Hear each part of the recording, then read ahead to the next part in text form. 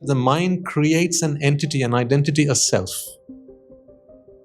It is after you create this entity, things that are out there somehow start forming a connection with this self that you have created in your mind. So you see, for as long as that keeps on happening, every problem out there becomes your problem. Now you can't keep your head straight. You can't keep a clear conscience. Your mind is not at ease.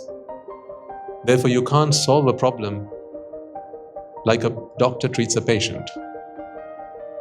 It is important that we can be philosophical about problems. It's important. And you can only be philosophical about a problem when it's not your problem. Because then everything you say is right. But when you're in the midst of the problem, when you're knee-deep in your own problem, now the things that you say are not always right. Actually, most of the time, they're bad. It's bad advice, wrong advice. It's stuff you would never tell anyone else if they were in that situation. See, when something's your problem, answer this question. Someone hits you. If it's your problem, what do? What's the natural response? If you hit, then you hit.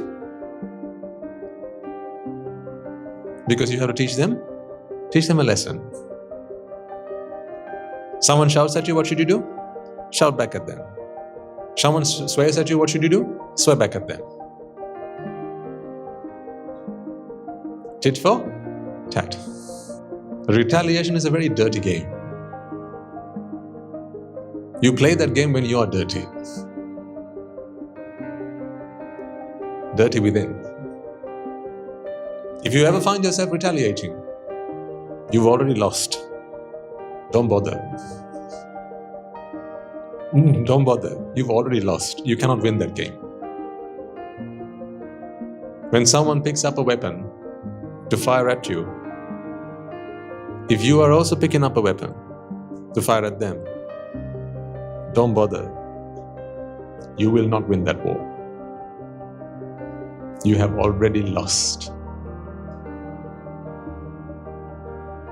That's why the Buddha says, Nahi verena verani. Sammanti da kudajana. Averena cha sammanti. Esa dhammo sanatana.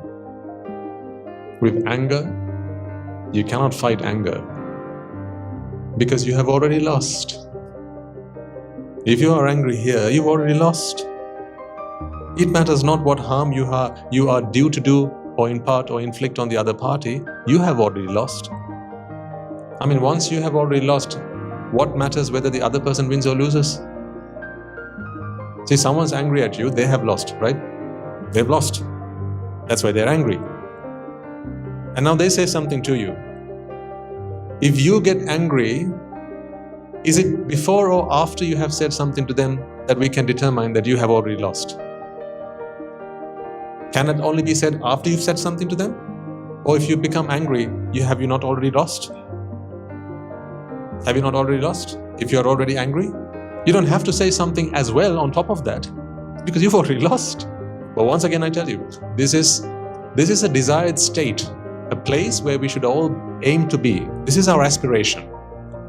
This is Nibbana, ladies and gentlemen. How do you know you're getting to Nibbana? Ragakke, dveshakke, mohakke, Nibbana. That's how you know you're getting closer and closer and closer to Nibbana. When you can feel that the fires of desire are beginning to extinguish, the fires of aversion are beginning to extinguish, and the fires of delusion are beginning to extinguish, then you should know that you are getting yourself to Nibbana. It's not how much Dhamma you know, it's not whether you can give a good sermon, none of those things qualify.